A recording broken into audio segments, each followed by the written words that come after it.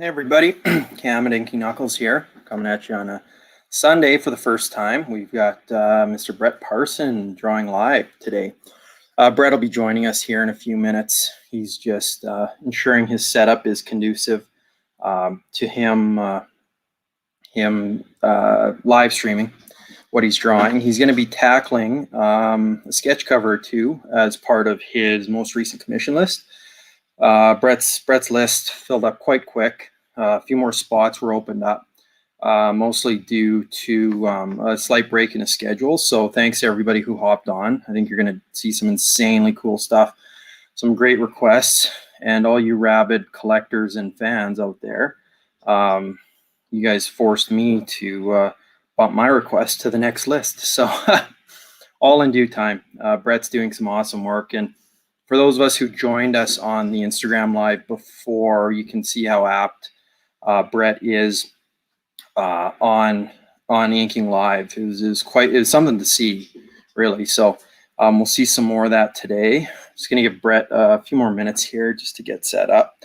But in the meantime, if you got any questions, anything preemptive about Brett's work or Inky Knuckles, hit us up. I'll share some things as we wait for Brett. I use this image quite often for the promo for the commissions. I know this is a cover and intentionally made to feel worn and kind of an older school cover from Brett, but he really wants to tackle some stuff to give it some character like this. So for future commission lists, if you're hoping to hop on and you want something worn like this, or you want the logo on there, anything like that, hit us up. That's why I use this as promo, because Brett's happy to take on some really cool requests and things like that. But without further ado, hey Brett, how you doing? Can you hear me all right? We'll just double check on Brett's audio.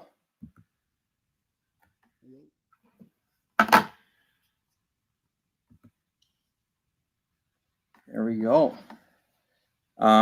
Thumbs up if you can hear me, Brett. Okay. Can't hear you for some reason, but I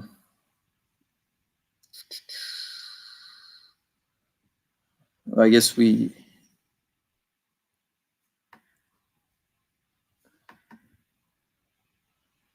just give it a sec here, guys, as we figure out Brett's mic.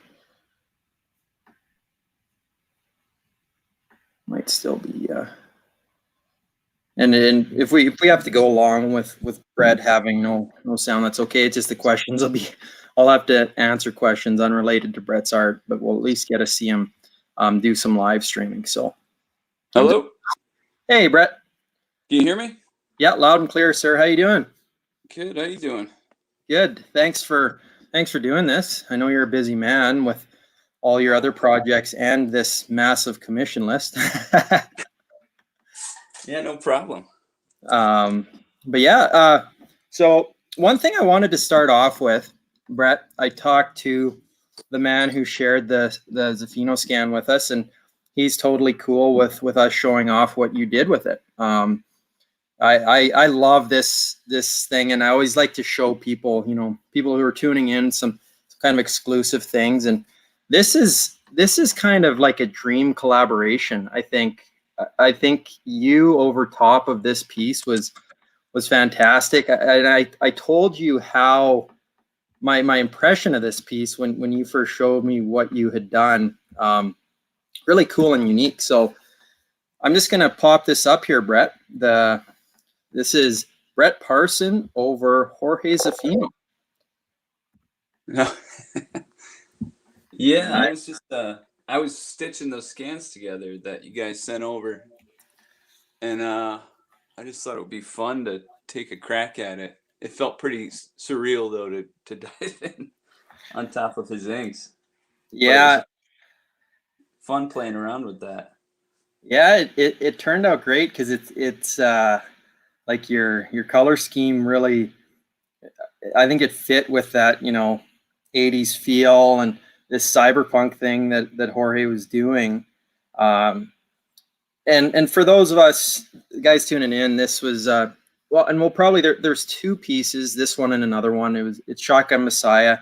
Again, I don't know exactly what that is, but these are images from Jorge Zafino that we had never seen before, and we were so graciously shared with the scans of these pieces, and we shared them with Brett, and he colored it. So this looks like it was a cover from 1987, kind of thing.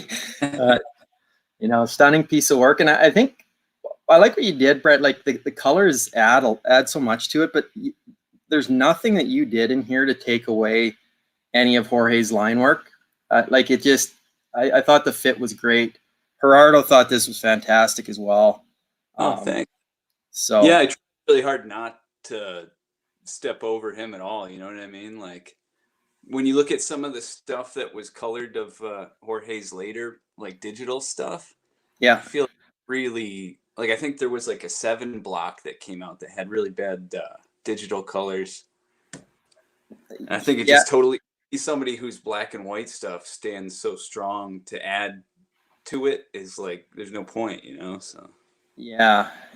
This is well, and this there's Gerardo right there. The first we've got Octavio, and then we've got Mr. Gerardo. How you doing, fellas? Gerardo says that looks incredible. thanks, So, man. Awesome, guys. Well, I just wanted to show that off a bit. There's nothing I like more than seeing, some interesting collaborations. Obviously, I love Brett's work, and for Brett and myself and a group of us, we really think Jorge's kind of a Rushmore level artist for sure. I think what he did, it's hard. I just don't think it could be topped. But without further ado, we will zone in on Brett here. And feel free to hit us up with any questions you have, guys. Brett's inking a Joker sketch cover here. That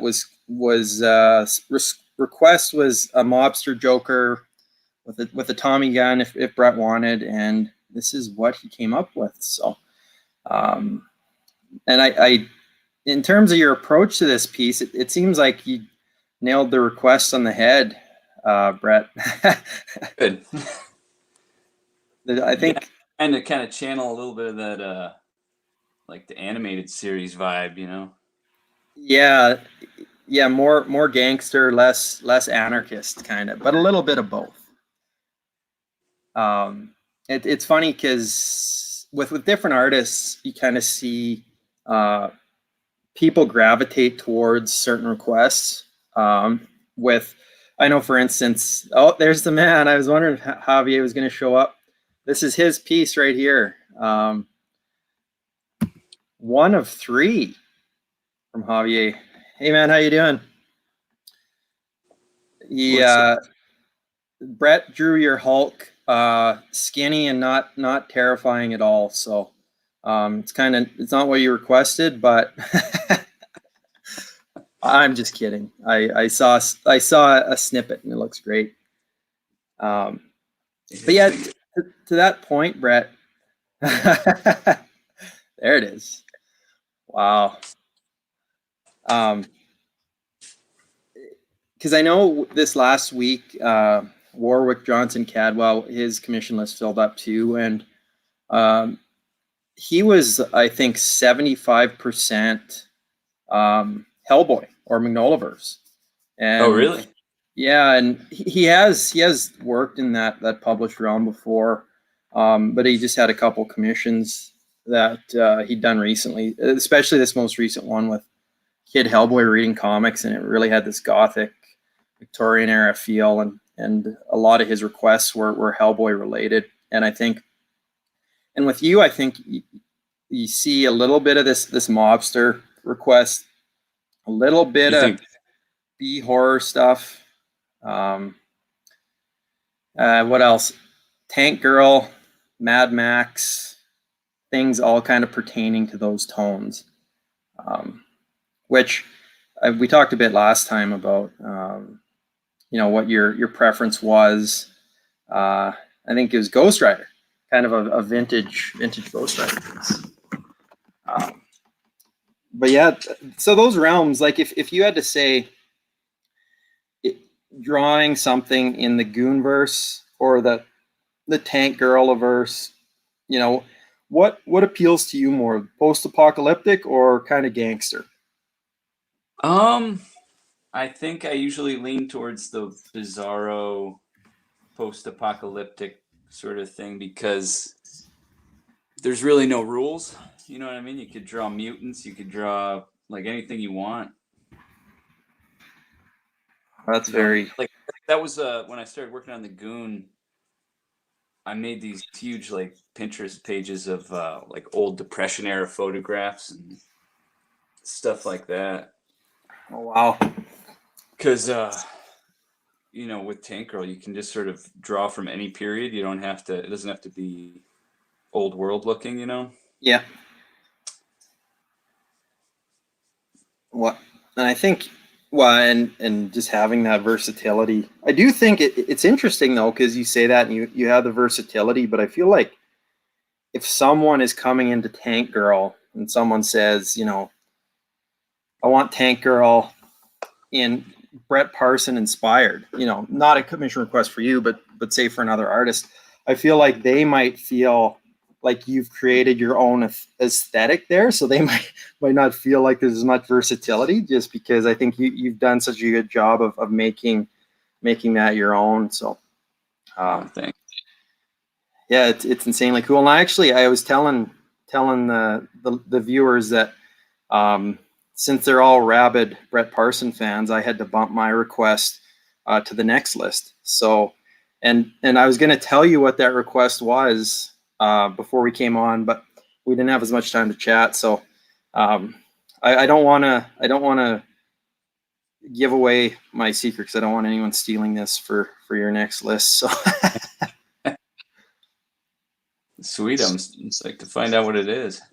Yeah, I think you'll be into it. I try not to. I always say I'm not going to editorialize too much because obviously I know better than to do that. But then sometimes I find my requests are fairly specific. So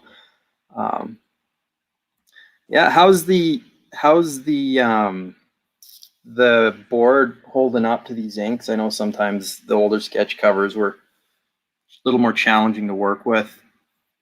Well, the brush ink seems to be soaking in quite a bit. The markers are drying pretty flat. I don't know. It's sort of middle of the road. Oh yeah, Some of them it really soaks in. Some of them are almost like gloss coated and nothing. It like just smears around on there. yeah.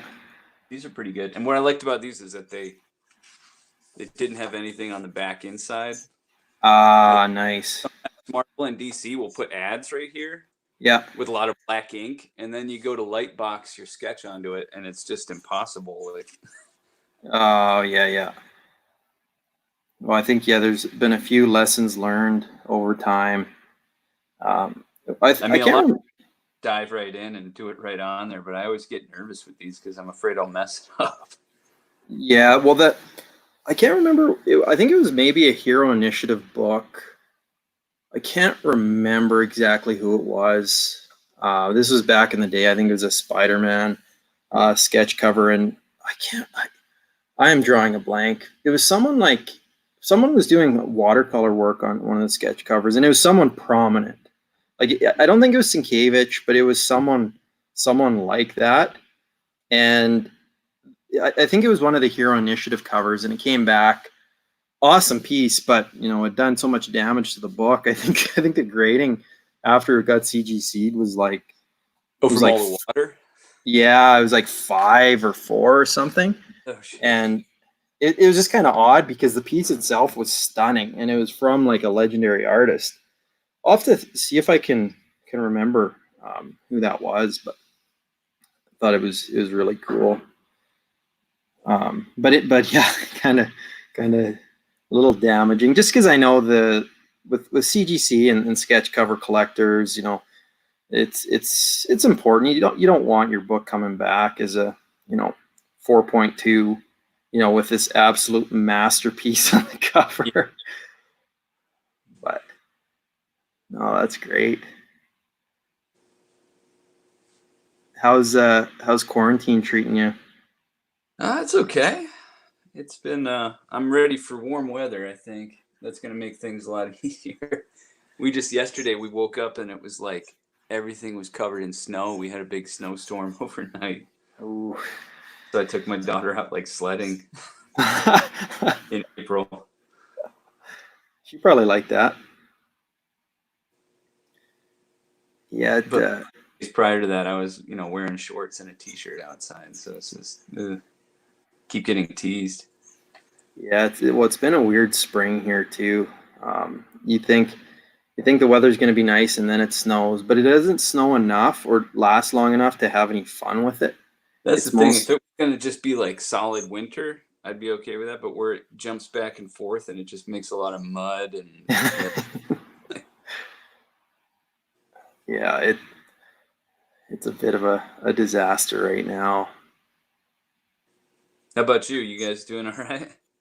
Yeah, it's been good. We did with lots of Inky Knuckles requests coming through, lots of new artists on board. So I've been really busy and trying to get some more of this content out there for folks to join in and watch. Yeah, it's been a lot of fun. As much as a little bit isolation's challenging, we've found ways around it. And honestly, these live streams and some of the banter and watching you guys work has been so much fun for me. And um, just kind of reminds you. I talk about this quite often when you're not going to cons, and none of us are right now. It's awesome to see you guys work, because that's I think the best part of conventions for a lot of us is seeing this stuff get created live. So pretty thrilled.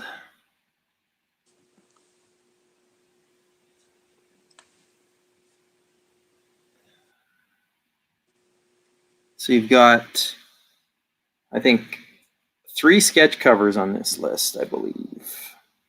The Ghost Rider one, is that same list? Yeah. Yeah. All right. Cool. Yeah, I'm a little nervous about that one. I've never done one of those black covers before. I have to do a little research. Yeah, it'll be cool. This is something a little different. I know I'd gotten a commission. It's not a black sketch cover, but it was a Gabriel Delato. Um, he was doing pencil crayon pieces on black paper.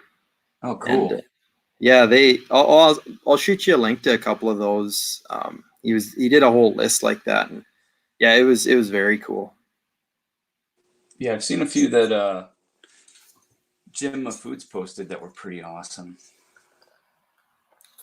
Oh yeah, his work I've just kind of been obsessing over a little bit lately. He's doing some really Oh, great it's so stuff. fun. I'm always really jealous of dudes like him or Ashley Wood that can just kind of. It looks like they have so much fun and they don't give a shit what people think. Yeah. Like there's always this like little voice in the back of your head, like you better make this look good. People are gonna be judging it. Yeah. But I feel like those guys don't care what people think. Yeah, It it really all makes ends up. fine. Yeah, well, and you see the level of popularity that those two guys both have. It's awesome. Well, and I think you talk about that quite a bit.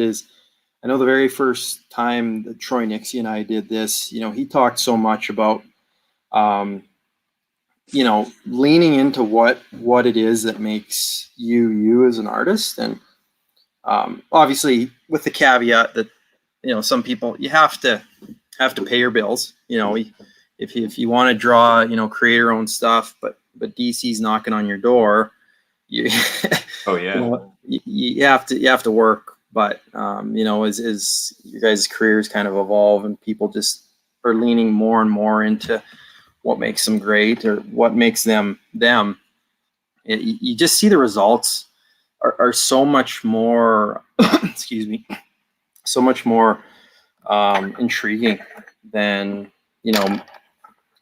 catering to the masses a bit. Oh yeah. Um, Well, that's the thing is like I look back at the stuff I did when I first broke in, and it was like I was trying so hard to prove myself almost. yeah, And the more you let go of that, or you're just under tight deadlines, like it's I think it just gets better because you're not catering to, like you said, to anybody else. You're just trying to get it done and make it Yeah. look cool. So Yeah, well, it's great to see.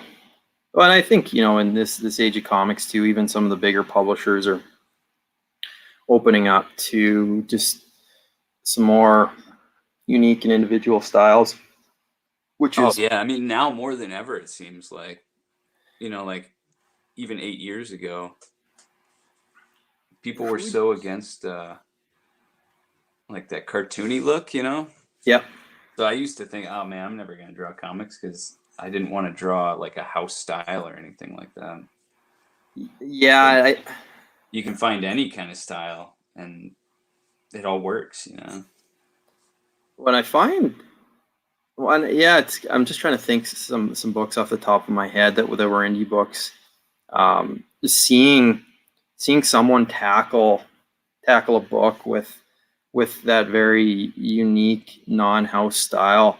I think, especially upon initially picking up the book, your eyes are so trained to being used to maybe a standard house style that I think you're kind of just like, there's this element of uncertainty when you pick it up, and it's almost adds to the intrigue because you're trained to see things differently. Then all of a sudden it just, and then over time, obviously it works more and more. But I've just found that a few times with some different styles on books that I'm not used to, or stuff like that. But I find myself subconsciously attracted to those books, going forward. They're the ones I'm most eager to buy. They're the ones I'm most eager to read in my pull list. So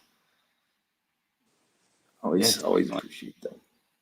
Is there one guy working right now that's worked, prominent big two or image or a prominent book with a really unique style that maybe wouldn't have been on one of those books 10 years ago that you really admire? I'm trying to think off the top of my head. Um,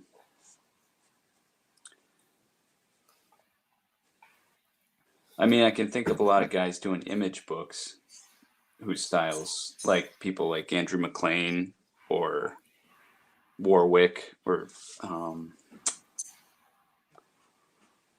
maybe, I mean, I know Scotty Young's been around for a long time, but like think back like 15 years ago, picturing his like cartoony baby covers. I can't picture Marvel going for them back then. Yeah, it's kind of funny. Yeah, because I can remember you and I talked about this, and I thought you'd brought up Scotty's name before, um, and you must have. But yeah, well, yeah, even you think of like the Attitude Era in the '90s. Can you imagine? Oh, Uh, everybody was like trying to draw like Jim Lee. Or yeah, I yeah, remember, yeah, I was like a huge Spawn. I wanted to draw like Spawn. That was like my thing. And then I discovered like Gen 13 and Danger Girl, and that was my thing. Like, yeah, it was always that look. yeah. Well, it's such a unique era, and well, Jim just kind of came in and changed things. So when you say you always wanted to do Spawn, was it the era, or were you just really attracted to McFarlane's work at the time? McFarlane, and then I think when Capullo took over later, that I was like, this guy's like McFarlane, but even better. Look at this, like he had that same aesthetic, but it was a little bit, I don't know, tighter draftsmanship or something. Yeah,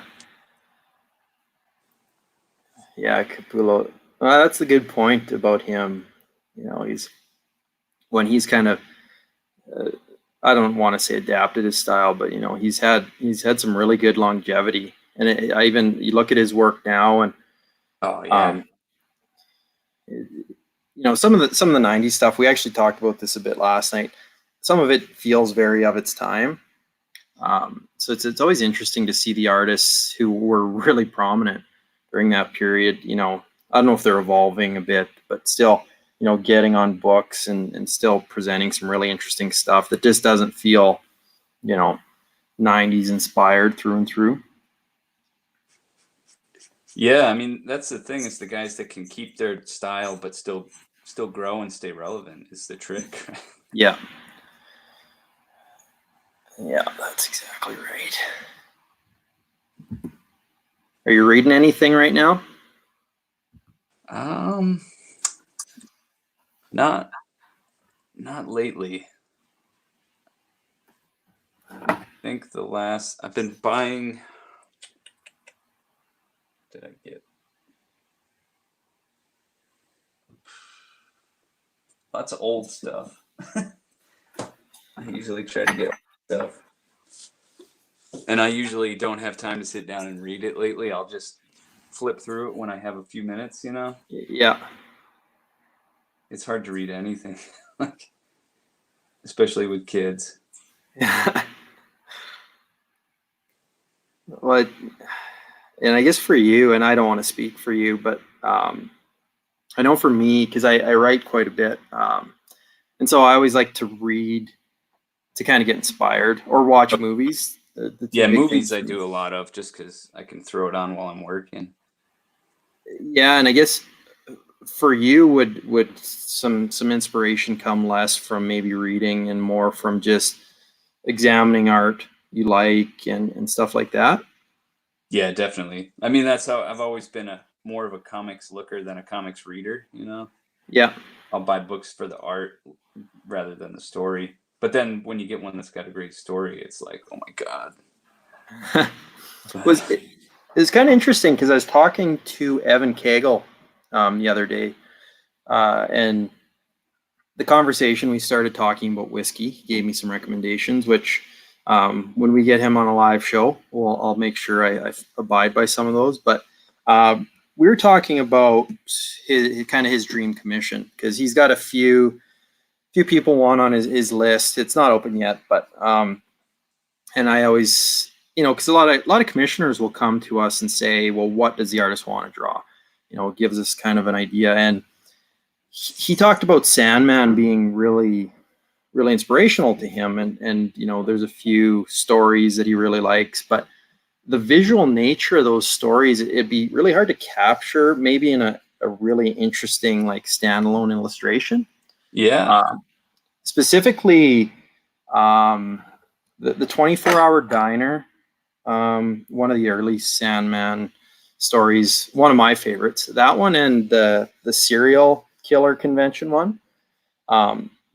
Both the concept and the story is just phenomenal, and the art's great too. But we were kind of struggling with how you capture that visually in a really interesting way. And I guess it just kind of leading into what you were saying about drawn to the visuals in a book, versus the story kind of thing, and vice versa. So, but anyone out there, if Evan opens up his list and it's something Sandman related or Swamp Thing related, Right. yeah, because Matt did that really great one on that first list, Matt Allison, and then Troy just finished his last night. Did you see that, Brett? You sent me like his work in progress. That look, it's just insane. Well, and I'll show it, and I'll send it to you after too. But I'll just throw a little snippet up because last night on the art show, this was actually a gift from one good pal to another. So he opened it live on air last night, and he didn't know he was getting it. Oh, cool. So I'll just show you guys this quickly. I don't know if you can see that, Brett. Oh man, it's hidden under my clamp thing here. Oh, I can see. Yeah, that's crazy. That's sick. It's just a picture. I'll get a good scan to send to you later. But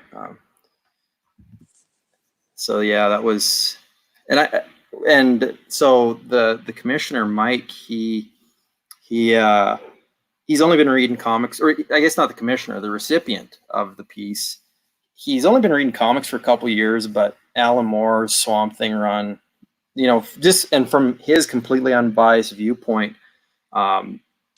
that's his favorite comic of all time. So he speaks so highly of it. And I think more to your point, the I think a lot of artists seem to have a real affection for the character. Yeah, well, that early stuff, especially, I feel like is some of the scariest comics that I've ever read. Like the cassette era, the way he drew like his zombies and like lots of insects flying out of people's mouths and stuff. I What remember reading those as a kid, and they just like creeped me out. and even just like his just regular pages of someone just standing or having a conversation. There was something, I don't know if it's how it was printed too. Everything just felt unsettling enough. Yeah, like a little off, like not quite right. Yeah, yeah. And you're curious if that's by design or that was just the aesthetic that came out of it. But yeah, those early books, and Mike kind of gave us a little review on some of that stuff too. So I got to see if I don't know if I have my hardcovers here with me, but I think that's gonna I'll do some sand or some Swamp Thing reading here. Have you done any Swamp? You did one, or was that a Man Thing Somebody commission? had me do Man Thing a few years ago. That was a fun one. I was never like, I was more of a Swamp Thing guy. I never read a lot of Man Thing, but I like Mike Plug a lot. He did some good stuff on Man Thing, so I could kind of Channel that. The see, yeah, I don't. Other than Man Thing showing up with like the Thunderbolts and stuff like that, one of the things I remember is that there was that Marvel movie. I want to say it was like early 2000s. It was a Man Thing movie. Oh yeah, like direct to video. I remember Yeah. in the box at the store. I was like, "What is this?" Because I think at the time I'd never even heard of the comic, and I was like, "This looks like a rip off of Swamp Thing." One the I remember at the time too because that was obviously before MCU and you know DC with Nolan's Dark Knight stuff. I was just dying for more comic book movies, and so I want to say I watched half of that, half of Man Thing, but yeah, Wasn't other too. than I think the first I can't remember, but I think the first part was very gory. Something really gross happened right off the start. I could be wrong, but it was oddly gory. It was funny. Do you remember when there was like the Swamp Thing cartoon, like in the early '90s? Vaguely. I had never I'd never read or I'd read the comic. I hadn't seen the movie, and I rented the movie one night, and I was like, "This movie's sick." And then the next morning, I woke up and the cartoon was on TV, and there were ads for like toys and stuff. And I was like, "How did they like come out with this so quick?" Like, Oh man. Well, that's cool. Yeah, I don't recall that as much.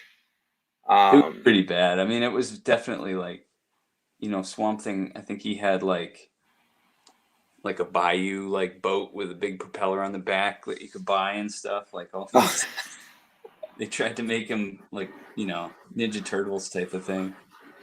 well, was that the era? Because there was all the Ninja Turtle toys, and then the Toxic Avenger had a bunch of Yeah, toys, which if which it's so weird because the Toxic Avenger. Because as a kid, I just remember, oh, this is like another Ninja Turtles thing. They have these cool toys that are crazy and they're mutants and whatever. yeah, you had no And idea it was like a trauma movie. yeah, and then I saw a documentary on one of the Canadian one of the three stations we had as a kid, and it was doing this little. It was like it was just like a docu series thing, and they did a little thing on trauma, and I'm like, what the hell is this?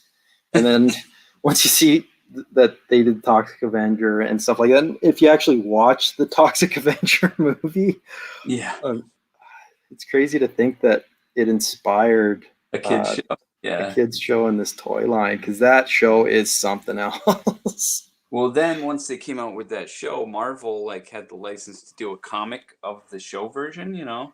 Yeah. So they had like Toxic Crusader comic book, and the first 3 issues were like these awesome Sam Keith covers. Oh, wow. They're so cool. Like I bought them just for the covers. I did not know that.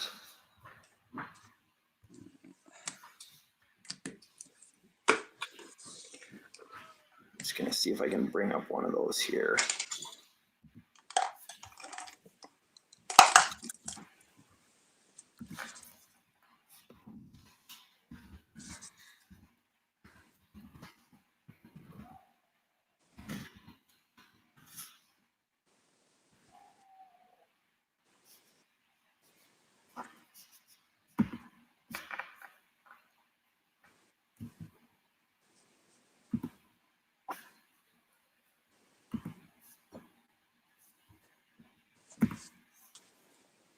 And we've got one right here.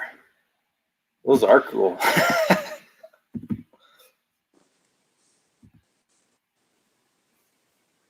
Toxic Crusaders #8.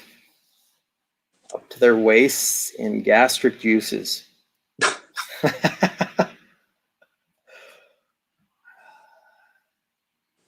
Oh, that's cool. Well, I think it's interesting because the '90s, this attitude. I keep calling it the Attitude Era. That's WWF, but it's interesting because you have stuff like this in the '90s that is still insanely cool, and the art's cool, and the trauma side to it, and the rights. Like this stuff's really cool and interesting. You just kind of forget about it sometimes because of what the '90s were kind of dominated by. Yeah. Well, he was one of those guys that kind of slipped past that, like Sam Keith, like the Max and stuff like that. That was definitely not in the same, zone as like Spawn and Gen 13 and things like that. Yeah. Like he was doing cartooning when everybody else was doing that Jim Lee look. Yeah. Yeah, that's true. Well, and that's kind of interesting too because I talked about this a little while ago, but like my first 3 Marvel comics I ever bought was there's a 3-pack at Zeller's, and it was, or not Zeller's, Target, and it was Punisher War Journal or Warzone #1, so Ramita Jr.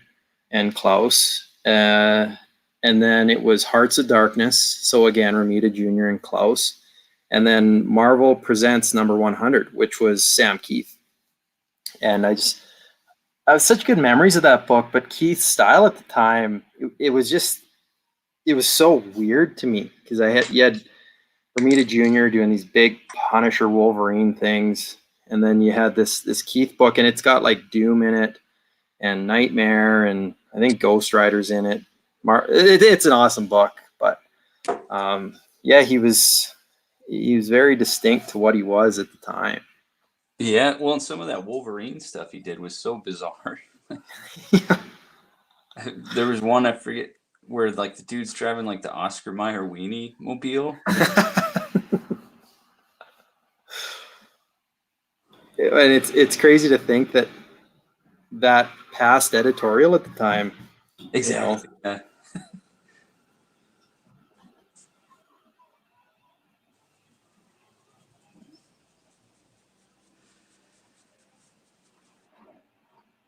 Did you when did you first start reading comics, Brett?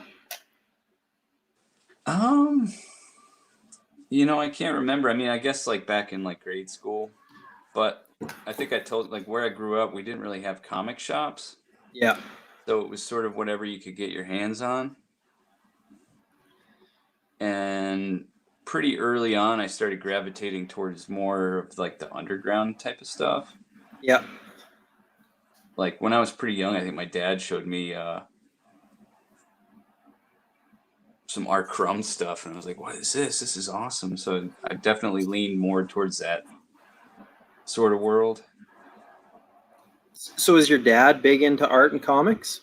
My parents I wouldn't say they're into comics, but they're into like art, and they knew about like they're old hippies, so they knew about the whole underground scene Oh, in awesome. the 60s.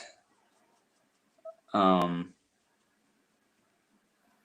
and I guess like I was saying, like that the Words and Pictures Museum up in Northampton that Kevin Eastman had. I discovered a Oh, lot right. through going there.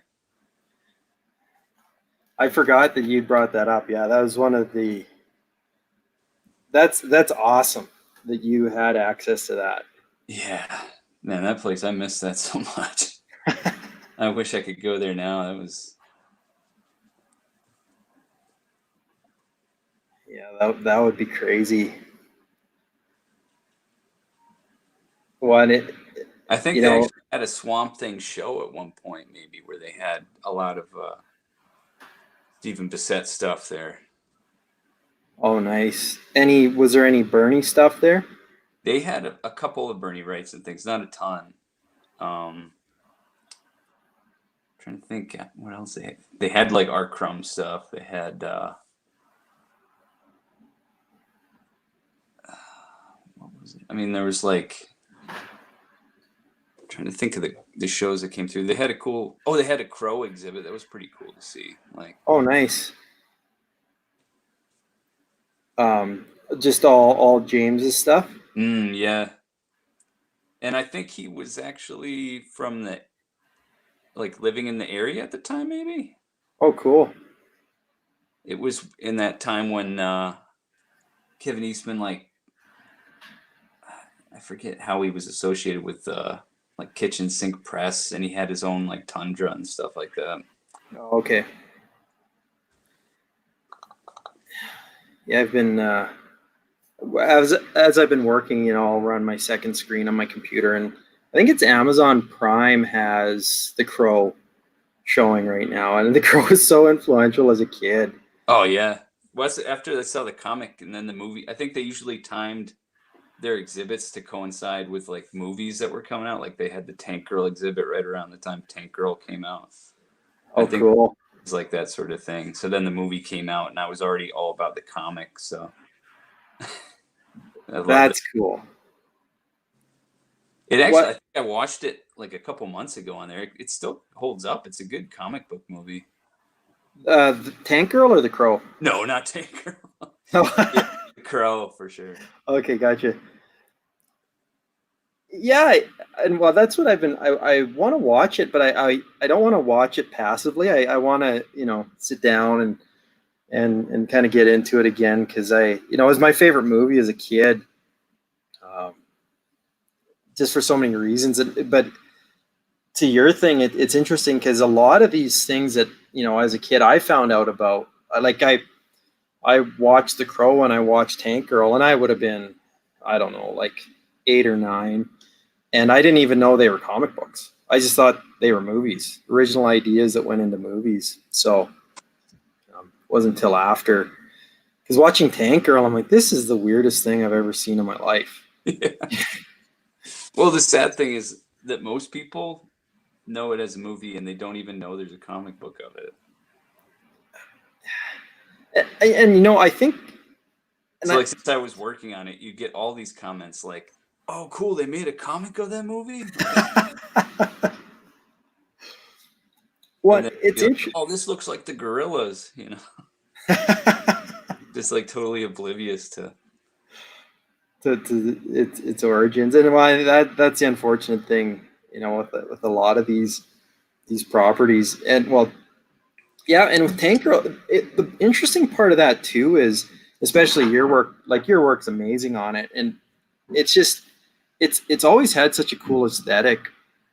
I've thought, so it's kind of odd that there isn't more, comic notoriety for it, or more public notoriety for Tank Girl, just because like you look at like the aesthetic of like Mad Max, and this post-apocalyptic madness, anything goes, and that's what Tank Girl is.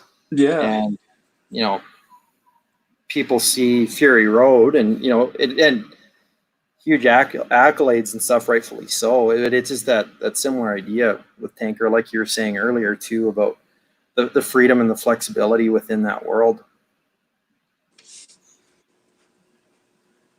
Yeah, especially Tank Girl too, because the way they've sort of built their universe, it's this really kind of absurdist thing where that you could like just do literally anything and it would fit in, you know. It could Yeah. be as ridiculous as you want and it all works. Well, I think that was, as a kid watching the movie, I think that's what was jarring, was like the makeup on the mutants and people was just like it was almost disturbing. Not disturbed, but just in a weird way. It was kind of unsettling, and I guess that's kind of the point too. But Yeah. Well, after getting to know Alan, I just know like how badly they got screwed over by that movie and how oh, it really? really like nothing like they wanted it to be, you know? Oh, okay. That's unfortunate to hear. But maybe someone will get their hands on it and then kind of do it right. Because you think, especially given the resources now and the FX you can use, practical or CG stuff. If you did it right, I think you could have something phenomenal to throw in Oh theaters. yeah. I think it would be cool as a like an animated show or something. If it was in Oh the yeah, Amy Hewlett style, you know? yep. Like the Gorillaz music videos, but a Tank Girl show on Netflix or something. Oh man, That'd be violent and over the top. that yeah, that would be cool. And I'd be curious to see. Like I was watching. Oh, this is terrible, but my son and I were watching. He's watching Paw Patrol last night, and I'd had enough. You know, he's 17 episodes in for the 900th time, so I started flipping the channels, and the Harley Quinn cartoon was on, and it he doesn't know what they're saying, so it's fine because there's f bombs and Oh, it's really? oh yeah, it's full on. Oh, wow. I haven't even heard about that. Yeah, it's on. Well, I think it's the DC streaming. I think they launched it, but it's on our Cartoon Network, the version of Cartoon Network we have. Um, oh, Octavia's giving me grief about Paw Patrol. but it's kind of interesting because the Harley cartoon, I think sometimes it's they're doing over the top just for the sake of doing over the top. They're dropping f bombs where they probably don't need to, but it's kind of like, look, we're I don't want to insult it because it's fairly enjoyable. I think it draws a lot on like that Amanda Connor stuff, and um, I definitely enjoy it for sure. But like you were saying, you get kind of an uber violent Tank Girl, you know, done in that Gorilla style or that the Hewlett style. I think it'd be really cool.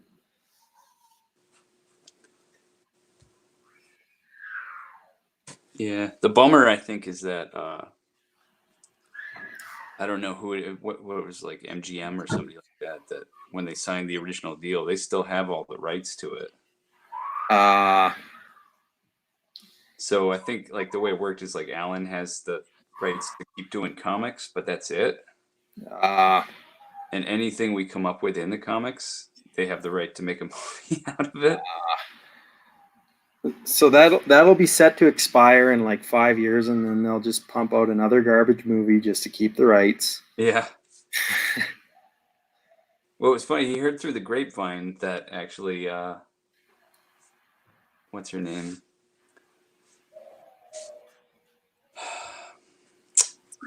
God, now I'm just the woman from like I, Tanya and like Harley Quinn. Oh yeah, Margot Yeah, Robbie. she optioned the rights to do a movie of Tank Girl. Oh wow, it's a really cool fit.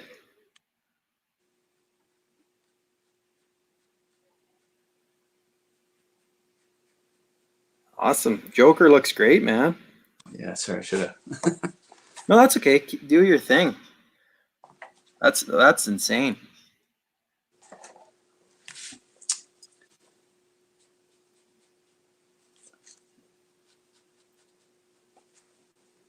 And so this one was first one was a mobster inspired Joker, gangster, Tommy gun, and this one is a horror inspired Immortal Hulk.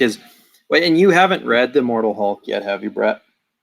I looked at the inside of this one a little bit, but no, I wasn't familiar with it before. It's a really great book, and it is a lot more horror inspired. That's what it seems like. It's cool. So Which suits the character pretty well. yeah, it's fun. And our live show last night was Hulk focused, and we talked about and Octavio here. He's on the feed right now. Oh, there's Javier. Mortal Hulk is a great read. I couldn't agree more. We just talk about how the Hulk's character. Sometimes the stories just go stagnant for a while, and then it kind of takes that unique vision or that diving back into what the character is to actually have interesting standalone Hulk stories. I think it just get those power sets on characters where you can just beat everybody up. You run out of interesting things to do, but yeah, Mortal Hulk's great.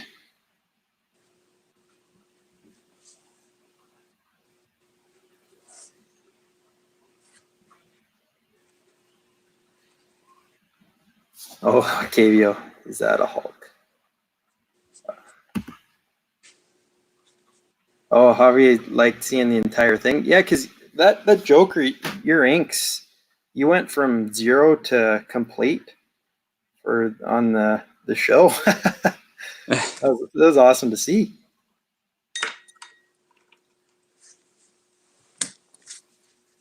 Yeah, the stuff that usually takes me the longest is the penciling stuff out and working things. Inking goes pretty quick, but You just kind of find yourself in the groove. yeah. But especially drawing comics and stuff, man, I'll take weeks to pencil a book and then I'll ink it in like a week, you know? Oh, that's awesome.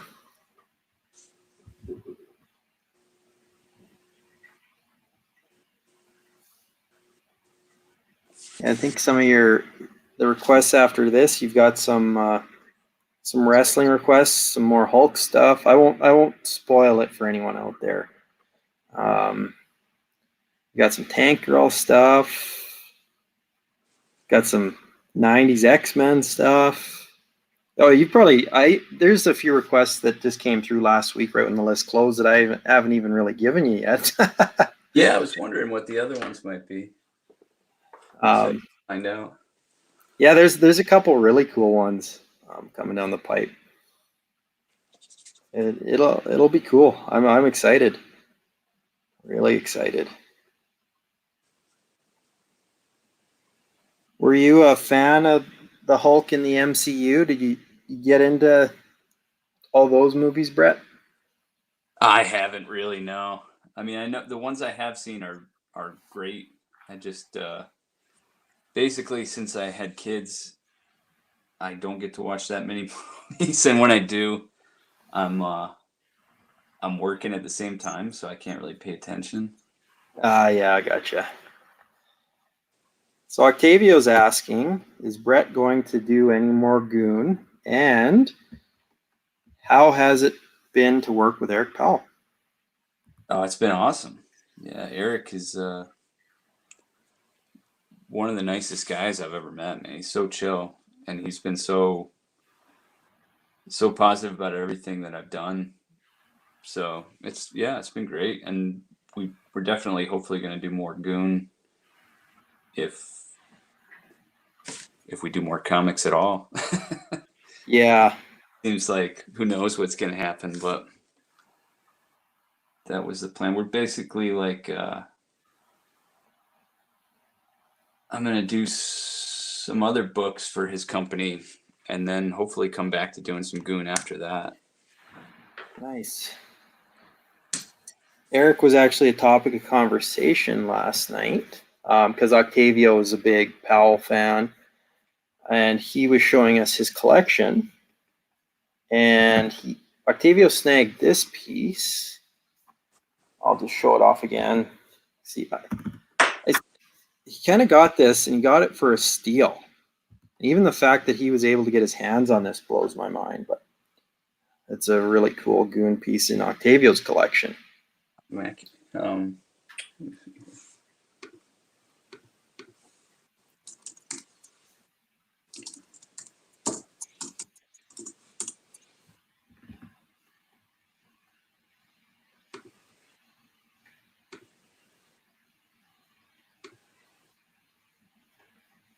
Oh, that's sick. Yeah, I just Yeah, realized I can pull this up on my computer and see what you're showing. Oh, yeah. Nice. Yeah, I love that piece. Well, it's funny because we were talking to Octavio, and I was as part of the virtual decision making. Octavio was deciding between this one and the Darwin Cook piece. So it was kind of I'd say a win-win. But I think this one, yeah, like in terms of like really good representations of Powell's work and really good representations of the goon, I think this checks both boxes quite well. Yeah, he hooked me up with this one. Oh, wow. Oh, wow. Octavio, can you see that? The cover from the first issue that we did together. Oh, man. That's amazing. Yeah. And that's just like, he's such a nice dude, man. Like, outstanding. When I was like at a table with him working the Heroes Con last summer, right before, was it after the first issue? Might have been after the first issue came out. And he was like looking through my book, and I was like, yeah, take any pages you want. So he snagged one from that issue, and then the last minute, he's just like, hey, here you go, man. Oh my God. Yeah, I just fucking mind. I was like, holy shit. That's very cool. Yeah, it's probably like did I hear you correctly? Yeah. Someday I'd love to own one of his paintings, man. Those things are just gorgeous. Well, then it's funny because we were talking about that last night too. I don't know if we were live when we were talking about it, but because you guys are inking over top of Octavio's in awe of that piece, Brett.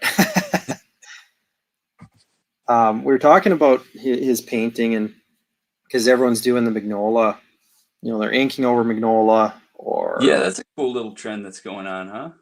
Yeah, it's great to see. When you talk about Jim Mahfood, and he did his thing over a couple, and I mean the results were just crazy good.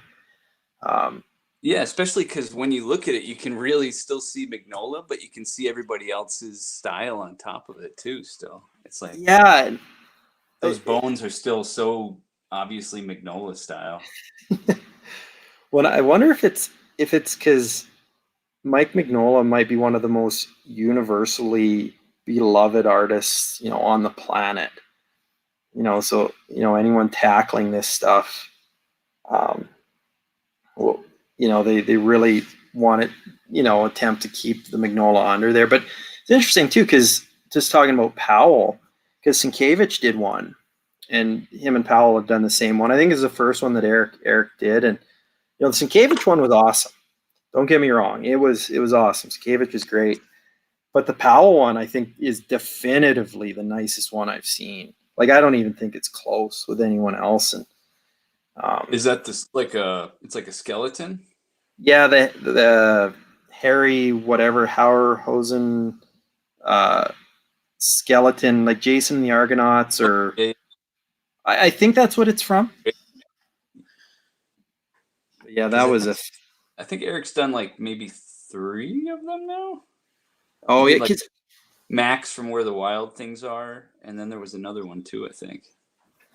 because the skeleton one was auctioned off, I believe. I think it went for three grand or something, which Awesome. Nice.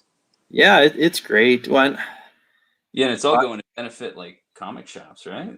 yeah, that creators for comics thing. We were trying to get into it a little bit more last night. I think all the creators for comic stuff. I think the auction's ongoing right now. I think end tomorrow. That's what we're told.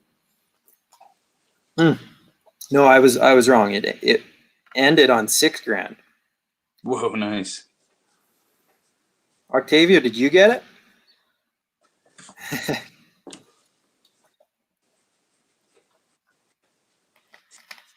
So, Brad, I guess that's the other thing. You and I talked about it a bit, but in terms of collecting art trades, do you do quite a bit of that? I've started in the past couple years. Yeah, I've got. I don't have many like original pages, but like some just trade commissions and stuff like that. I've got a piece by like that dude Victor Kalvachev. And, Oh yeah. Who else? Both the Creature Box dudes. Those guys do great work. Aaron Conley did a trade with me a little while ago. Oh, cool. Was that what? But your Sabertooth Swordsman piece, that was for someone else, right? No, that was the trade with him. Actually. Oh, it was. Okay, cool. Kenny just says Victor is awesome. Victor is awesome. I only really know him through his Instagram page, but yeah, that dude is incredible. Oh, he's amazing, yeah. And it was funny because the piece that he wanted me to do like a little tank girl for. Yeah. And so I did it, and I ended up using it as a cover for the first series that I was on. And it became like one of the most well-known tank girl things. Like, 20 people have had it tattooed on their legs or arms or whatever. Oh, wow. It was bizarre that it was this little art trade thing that caught fire. Oh, that's cool. And that's, so many collectors. It's always nice to hear that, though, too, because, just because,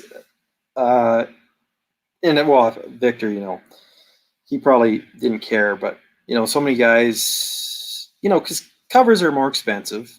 That's when you got to start spending $1,000 and up. And, it's always cool to hear these smaller pieces getting turned into covers, and, it makes a collector's day, because then their piece gets some more notoriety. And, just part of owning a cover too, without having to, dive into those big dollar numbers, is always cool too. But yeah, there's definitely a few of those stories floating around. That's crazy. Is there anyone, any artist in particular you'd want something from, or you got your eye on right now, if you had the opportunity? I've always wanted to get a commission from Andrew Robinson, but I never have. Like that's Yeah. Dudes that everything he does, it's mind blowing. Yeah, Andrew he does such good likenesses too. I always thought it would be cool to get like an obscure likeness, like Clark Griswold or something. That's very cool. Yeah, because his likeness, you definitely know who it is, but you definitely know that it's Andrew's piece. Yeah, like that book he did, The Fifth Beatle. It's just every single panel, the likenesses are perfect, but it still looks like his comics. It's magic. Oh, that's cool. Yeah, because I had a few Andrew Robinson pieces, and anyone who knows me as the collector knows I had to pare down. I bought a big piece, so I sold 90% of my collection just because it was kind of a once in a lifetime piece. Oh yeah. And so I sold a couple Robinson pieces. One was Mary Jane. Oh, nice. It was a convention piece. It was just a really like subtle, like she's got her books in her hand. She's heading to high school. She's got like white Chuck Taylors on, and just really, really pretty face. And then He did Dark Knight The Returns color one. one? Was it ink wash or? Color. Both of them were color. Oh, sick. Yeah. Looking back on that, and obviously the art, the piece that I bought, I'm happy I did. I have no qualms with that. But the Robinson pieces are amongst the few that I miss the most. Yeah, man, I would have a hard time selling anything I've got to get something else. That's like, oof. Yeah, it was challenging because even right now I sometimes forget that I had to move these certain pieces. But it was just, I think the opportunity that presented itself was one I couldn't turn down. It was definitely something I couldn't have afforded otherwise, kind of thing. So,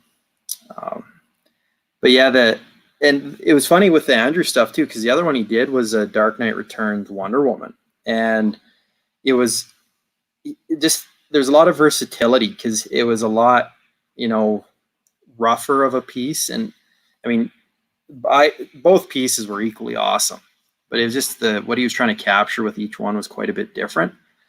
But yeah, I couldn't agree more. That guy's work, and I think maybe in the collector world a little bit too, he's underrated. Oh, definitely. For how amazing he is. He's somebody that I feel like I can't believe he hasn't won an Eisner Award, Like that book, The Fifth Beatle, like that is a masterpiece. Yeah, and it really is. The subject matter's cool, the story's interesting. His work on it is just like, he spent years on it, Yeah. I'm always kind of curious about things like that. But we'll see. It would be cool to see him tackle another project like that. Anytime there's painted pages and someone's going to paint all the interiors, oh my God. It's wild to think. Do you know John Mueller's book or Oink? The pig with the big like cleaver. Oh yeah, old kitchen sink book in the 90s, all painted, pretty like Bisley looking or like Frazetta. Yeah. I did like a pinup for him years ago, and he traded a page from one of his books. It's all painted. Oh wow, that's pretty chill. Oh, that's cool. I know which one you're talking about. I haven't read it, but that's pretty cool. And just the work that goes into painting interiors. Good God, what size is it? It's just 11 by 17. Okay. I always wondered if guys working on painted interiors, if working larger would be more beneficial, or how that would work.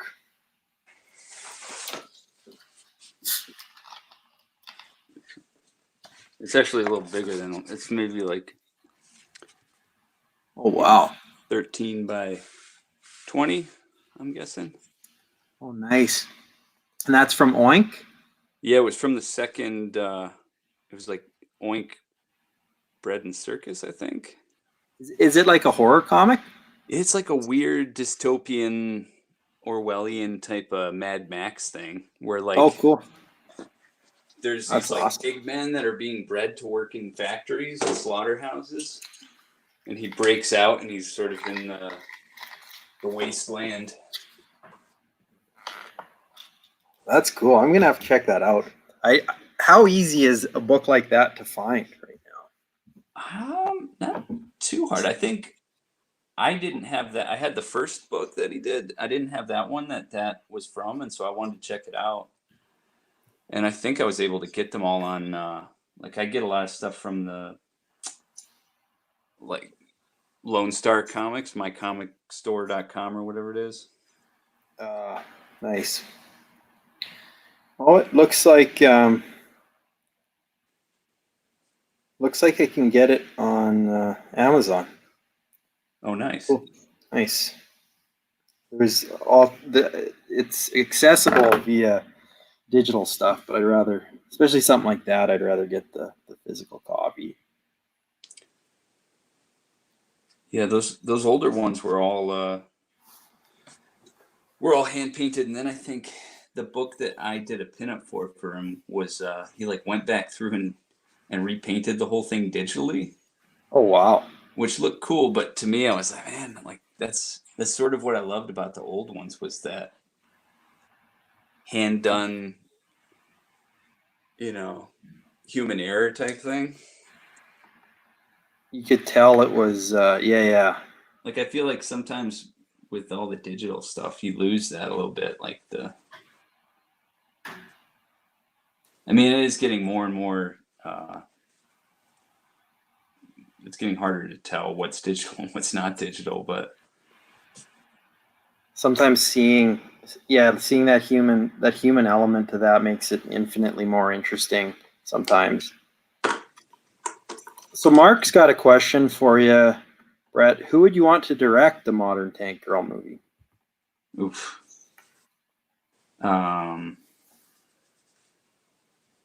Yeah, I have no idea. My default for that is always Taika. Yeah. Yeah. Just because, if I obviously I love him as a director, but I feel like he always pays a lot of respect to the source material. Before he puts his own spin on it. I think there's a lot of respect paid to where it came from him. That'd be my pick, but Mark wants to know what Brett's pick would be. Yeah, I don't know. I'm having a tough.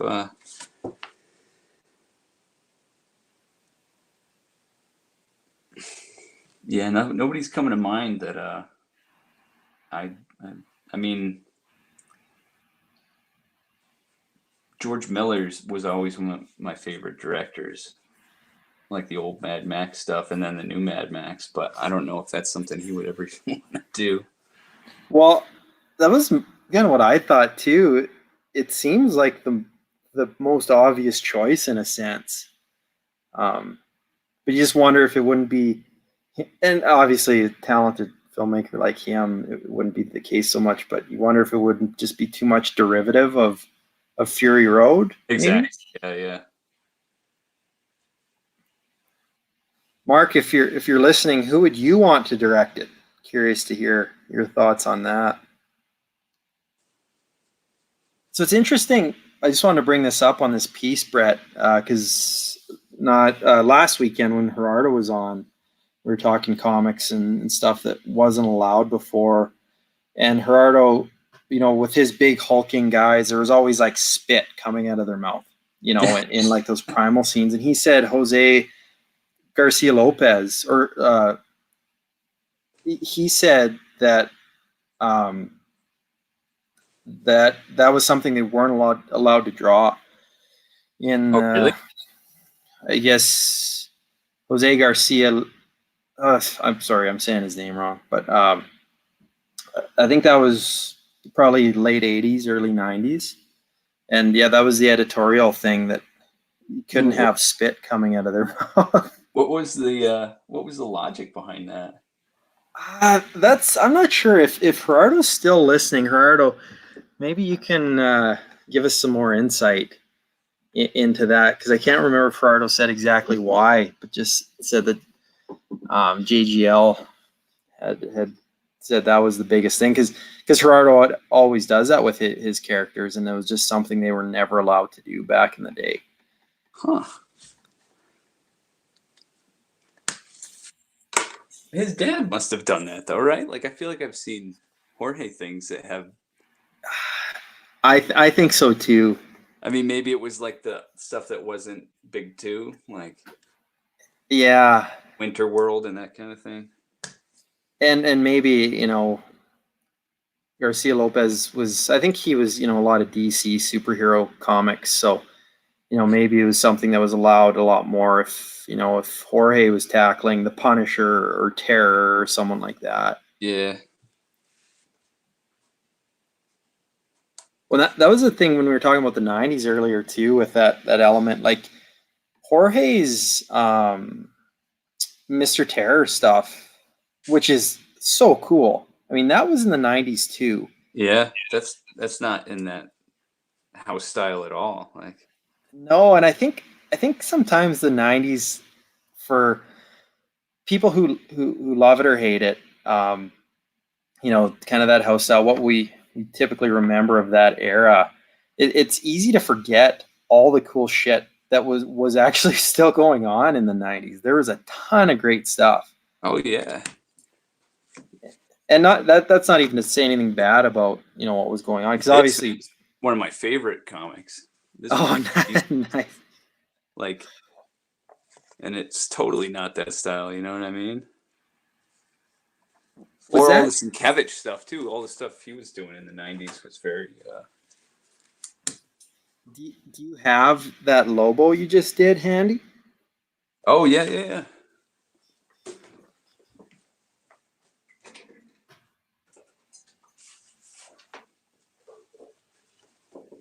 This one? Oh wow, incredible! Was did you ink that live on Powell's Patreon or something? I made a time lapse of it and gave it to him for the Albatross like Patreon page. Cool. Because I Yeah, think Octavio told me that, and I was like, oh man, that's sweet. yeah. I feel like I gotta give him some stuff to try to keep the ship afloat through hard times. You know. Wow, yeah. I think everyone's trying to do what they can. I was maybe It's gonna try to do some more and hook him up. It's just such a taking the time to like load it into the computer and speed it up and export it and just like I'd forgotten how well, long that kind of shit takes. when I give you guys credit, and this is again why I'm so appreciative of you guys setting up and doing these live streams with us. It's awesome. But I know, like, for me and my lack of technological aptitude, some days trying to figure out everything, and all I'm doing is sitting here and talking. There's an entire different element when you guys are trying to get the camera positioned, Yeah, live draw. I like I got this cheapo like arm thing for the phone that sits right above the table on a clamp. Yeah. And then I went to go live and like my phone's not updated enough to work, so Oh. I had to like rig up my iPad all jerry rigged here. I was like all psyched. I was like, oh, this is such a good setup for this. What I should check too, that might be part of just the application we're using for the live stream. Because I didn't do a lot of preemptive stuff. And I know every time we try and do it, there's always a few little hangups. But what you've got rigged up right now is great. I think, I can't speak for everyone online with us, but I think this has been really good. It gives us an idea, and we get to see what you're doing in very clear form, and it's much better than what we were doing on Instagram. So then you don't have to see my stupid face. You only have to hear my stupid voice. Well, it makes a big difference, man. It's a lot of fun having you field questions and just talk. Because whenever I try to do the live thing on Instagram, people will be asking me questions, and I'm not looking at the phone because I'm looking at what I'm doing. You know? Yeah, and that's what we've been trying to do a bit, just facilitate a little bit more. And I think even from people, the odd question will come up, but a lot of people, I think, just kind of get lost in the visual too. They just like to lay the inks down. Wow, there you go, Octavio. I'm gonna ask if Brett will just make this a Red Hulk just for you. Octavio, he hates the Red Hulk, so.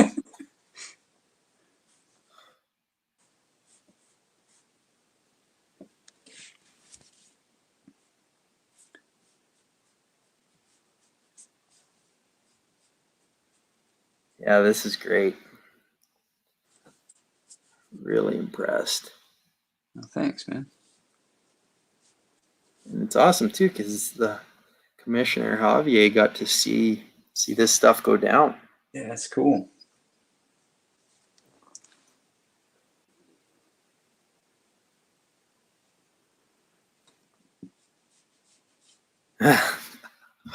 Octavio says. Says no. Except it's more like no, turning it into the Red Hulk. Because I have a piece from Dale Keown, and it's I think it's a Red Hulk piece, but it's only Dale's pencils. So and it was an unused cover, so it never went into publication as Red. But you can just definitely tell that it's the Red Hulk, and I take a lot of heat for it. But it's one of my absolute favorite pieces. I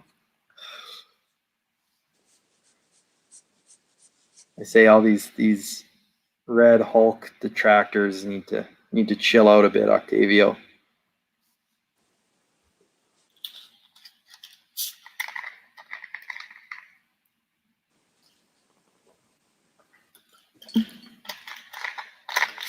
So after this, Brett, you have a little more work to do in your studio, or are you going to go home and chill out? No, I do. I got to. I got a deadline on Wednesday for like a little strip I have to do and a cover. So Oh, cool. gonna have to try to get that so that I can get rolling on Monday, Tuesday for that. Awesome. Is it for the same thing, the cover and the strip? Yeah, for Sports Illustrated Kids. I've been cool. doing some stuff for them. Like they've come up with this little, like I guess it's like is it bi-monthly where it's like every 2 months they have an issue come out. Okay. So it's a little 3-page strip in each issue. And I think they had somebody scheduled to be on the cover, but then with everything being on lockdown, the people canceled, so they didn't have a cover. So Oh, wow. they came up with like an idea for me to do another cover. So that'd be. That's cool. I remember when Sports Illustrated for Kids came out. I think I was in grade 2. I definitely remember it coming out for sure. Yeah, it's one of those classic like school library magazines. That, You know what I mean? yeah, I remember sitting there looking at it pre like Scholastic Book Fair. They had that school library subscription. Sports Illustrated for Kids, yeah. Yeah, it's been fun so far. I mean, they're pretty chill people, and it's kind of fun to do something other than violent horror stuff like Tank Girl or Goon. Really Yeah. kid-centric stuff, wholesome.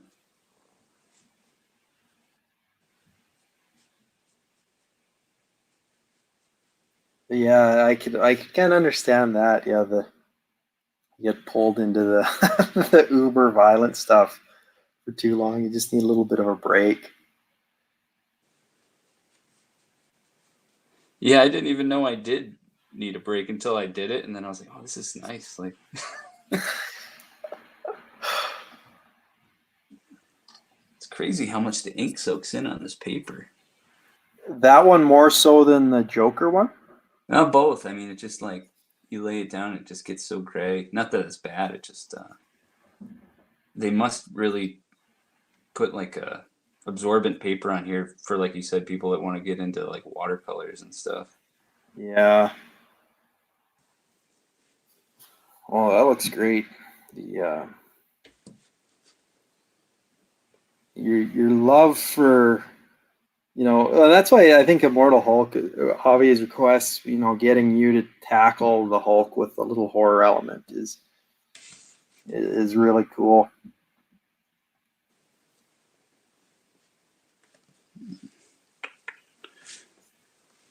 Did you watch the Hulk show growing up? The one with Lou Ferrigno? Yeah. I only saw it a couple times at my buddy's house who was really into it.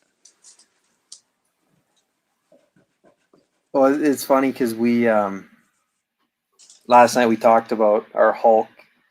It was 4 of us, 4 collectors, and Octavia was on there too. And I think the general consensus was that the TV show is kind of what got us all started. Oh yeah.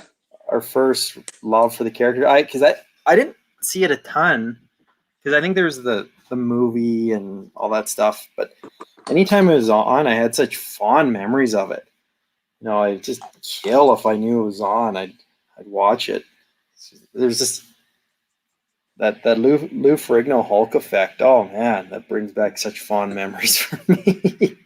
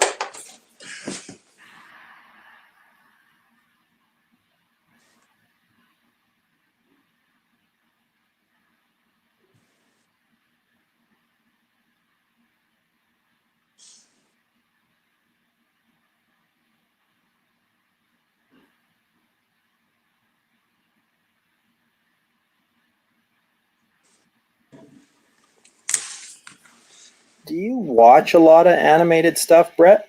Like not stuff that your kids force you to watch, but other animated stuff? I used to. Like, you mean movies or shows or just? Either or. Just kind of curious. Yeah, I used to watch like tons of stuff like that.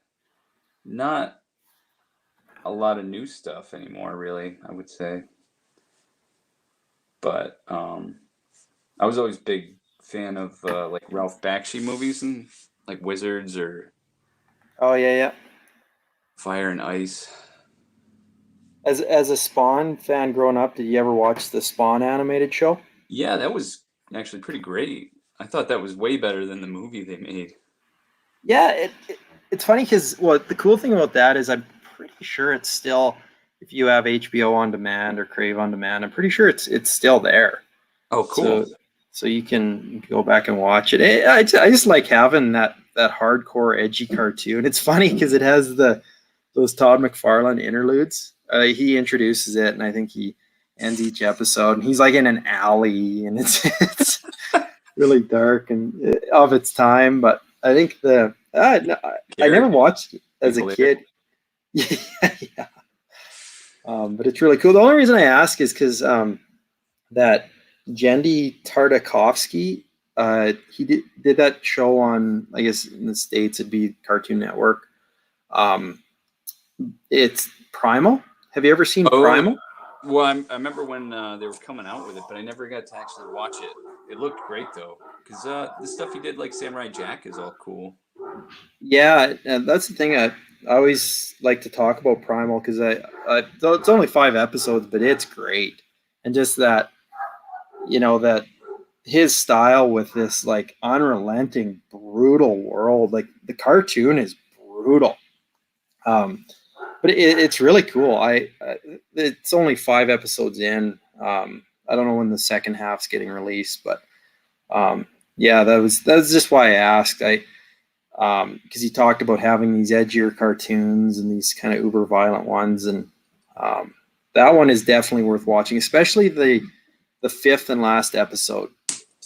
Um, it's wild. It's just this crazy fight scene and all this stuff going on. It's one of my favorite animated things probably ever. So if you ever get a chance, check that Yeah, out. I'll have to check that out because it looked great. It was one of those things that I saw and then I never followed up on. Yeah, it's another one of those things where my son likes it because the animation style is awesome and it just looks great, and there's dinosaurs and gorillas and stuff, but it's so brutal. I try and fast forward through those parts for my little guy. How old's your kid? He turns 3 in July. Oh, nice. Yeah. If you hear screaming or growling, and you probably heard the dogs barking right now, that's all something he would have started. Yeah, I've got a 4-year-old, so it's not too different. Yeah, yeah, yeah. The It's funny that. thing, so like she used to watch all kinds of stuff with me that like creepy stuff like Beetlejuice or you know, Tim Burton things. And Yep. then the older she got, the more she started getting creeped out by it and didn't want. Yeah, I've noticed that with my little guy too a little bit. The things that didn't scare him when he was really young scare him now. Yeah, it's And that it's like they become aware of like what's scary and not scary. You know? yeah.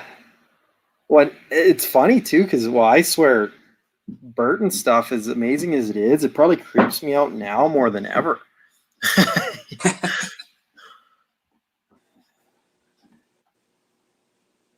What's what's she into right now? What's her big thing? Uh it changes every day. It's like every other day it'll be the same movie on repeat all day long. You know? Yeah, yeah.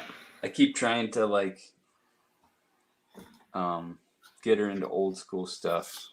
Like we bought her Rocco's Modern Life a couple weeks ago, so we've been watching Nice. that a little bit. The like old school series or Yeah, like the old Nickelodeon show. Like, because they did a there's a did they new reboot it? well I think they just released one. It's like I think it's just a movie on Netflix. Oh shit! I didn't even know. That's cool. Yeah, it was Same people did it, or yeah, as far as I know. Um that was that must have been 6 months ago, maybe. I'm sure it's still on there, but it's I'll funny because I was watching it and I liked Rocco's Modern Life growing up, and that cartoon was crazy. yeah, I was always more of like a Ren and Stimpy guy when I was a kid, Yeah, but watching it now, I really appreciate it. It's good cartooning and good design and stuff. yeah, It's yeah. like That it's just bizarre. It's like over the top. Like I think last night we watched an episode where like one of those frogs, like the big heads or whatever they are. The wife goes in to have like surgery done, and they put a nose on her by accident so she can smell for the first time, and she loves it until she goes home and like her husband smells bad, and so like coming up with that stuff. It's like Jesus. yeah, well, yeah, especially at the time too. Let's go. But so your daughter, she likes it. Yeah, she seems to, but she also goes for all that like newer Nickelodeon Disney Channel stuff like Butterbeans and Oh yeah, yeah. Well, that's the tricky thing now. I was thinking too. I was just thinking this last night because the kids like the music they're exposed to. I was just flipping through our channels and you know, there's a dozen music video stations, and you know when we were kids, you probably heard one song every month, one new song. So it just how do you pare that down with kids? Like how do you settle on a thing? Because the options are just endless right now. oh yeah, it's like overload. Yeah. Well, that's with my little guy really liked Godzilla King of the Monsters. So I've really been pushing anything Godzilla we can find, Oh nice. which is kind of nice because I'll admit I really did like Godzilla and Godzilla King of the Monsters, the two new ones. I thought weren't trying to be high art by any means, but big monsters fighting. I liked it. But so there's those Netflix animated ones that are straight anime style, and he digs those too. I don't really like those as much. They're kind of a little bit eclectic for my taste, but he loves them. So keep pushing him in the Godzilla direction. I'm happy to do that. Yeah, that's cool. White on there. Oh man, this is great. You're putting those washes in both these pieces, man, added so much to it. Oh, I hope that's cool. Yeah. Yeah, this is great. I don't know if Javier's still on, but yeah, man, these pieces are fantastic. Oh, good. This might need a little bit of water.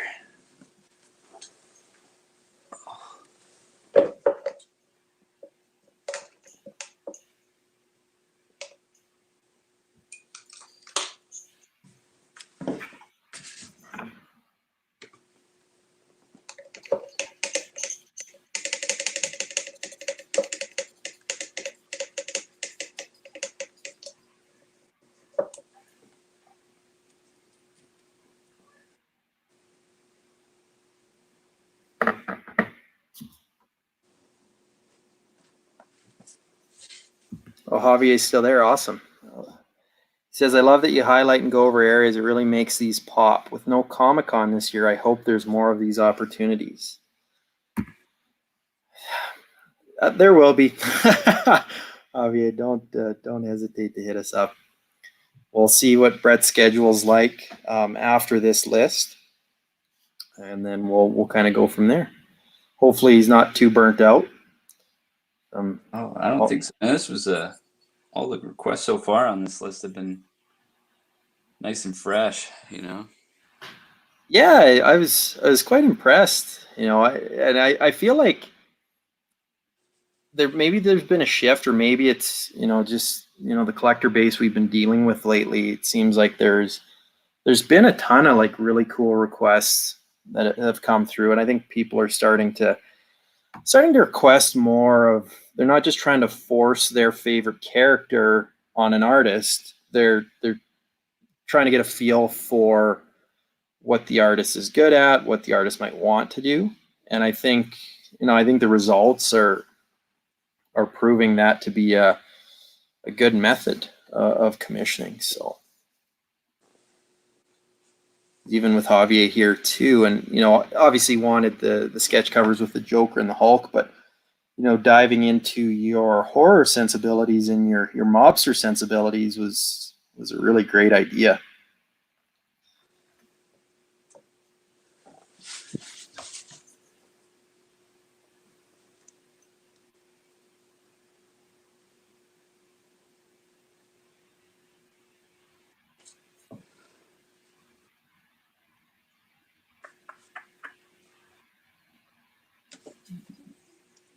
Are you using white paint there, Brett? It's like this bleed-proof white Doc Martens stuff. Oh, cool. I had And just gone over it with like a little bit of gouache earlier, but it wasn't opaque enough to. I forgot how tricky it can be to go over the over the logos a little bit. yeah. Oh man, this is so good. Are you using that for mostly highlights? Yeah, just cleaning up a few spots here and there. Cool.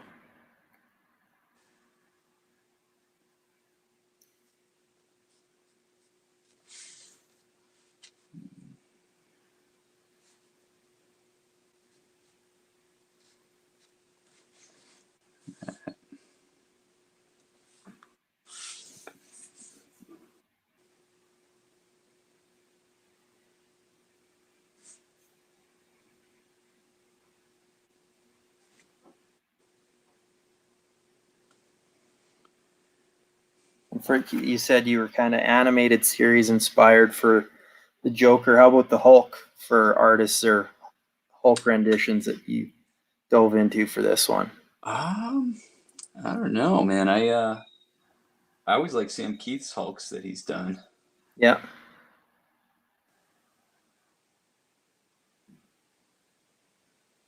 I love the composition here, how you made them to kind of that side angle, and it's almost. Yeah, it was. I roughed this out like yesterday afternoon, and then at night I was like, I shouldn't be from the side, so I did a few other sketches for a while, and then I kept coming back to this one. So I hope it's cool. Yeah, no, I think that worked out pretty much perfect.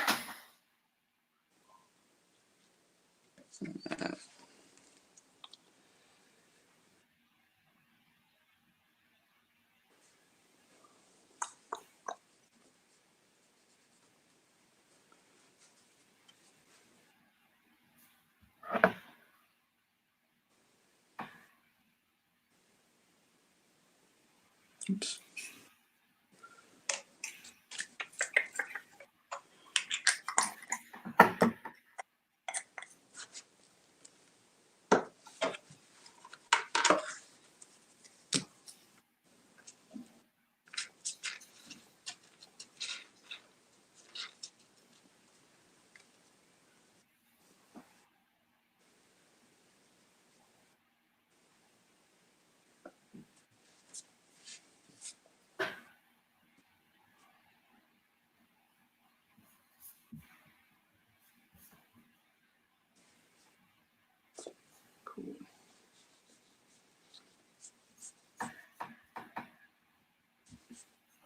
Javier says he has a connecting cover idea.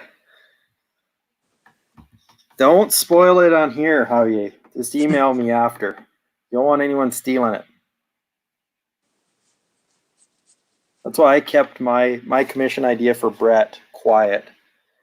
Although maybe it's a stupid idea and no one would want to steal it anyways, but I like to think it's a good idea.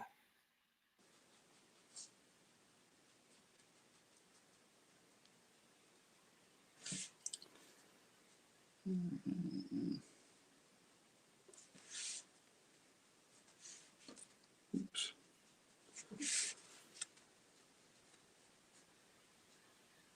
Have you been, you spoke about the Creature Box guys earlier, Brett. Have you followed those guys for a while? Yeah, for I don't know, past 10 years maybe. Oh, cool. Yeah, I remember I stumbled on their stuff because they used to do these like time-lapse drawings videos where they draw something from scratch and color it. And when I figured out that they were using Cintiqs, I was like, what's a Cintiq? That was like what got me inspired to like start going digital, was those guys. Oh, yeah. For better or for worse. Yeah, those guys do some really cool and unique stuff. Always been, wow. And I can't say I've followed them for 10 years, but probably the last, 3 or 4, it's been.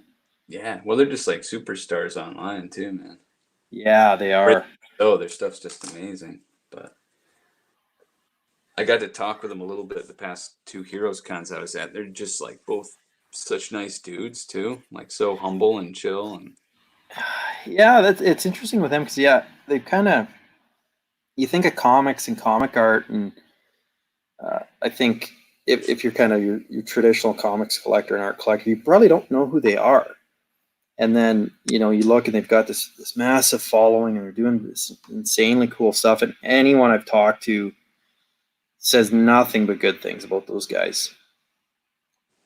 yeah, I wish they did comics. Yeah. Some insanely cool stuff.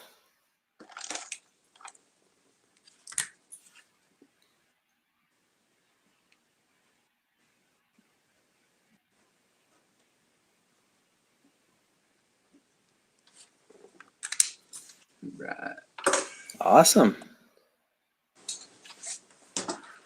So signature on this one too. Awesome. There they are, Javier. Oh yeah, I wasn't sure if you'd signed the Joker. Those are outstanding, Brett. Oh, thanks, man. Kicking off the commission list with a bang.